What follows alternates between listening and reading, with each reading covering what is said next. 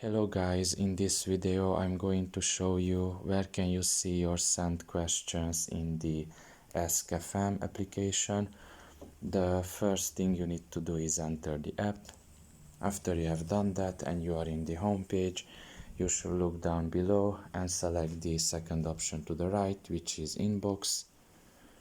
And here you can see that by default we are in the incoming section, and right next to it you will see the send section, and here you will see every question that you have sent. So in this case I have only one. You can tap on it, and if there were answers to it, you can see all the answers to that question. So yeah, pretty much this is all about it. I hope this video was helpful to you. Thank you for listening and see you next time. Bye bye.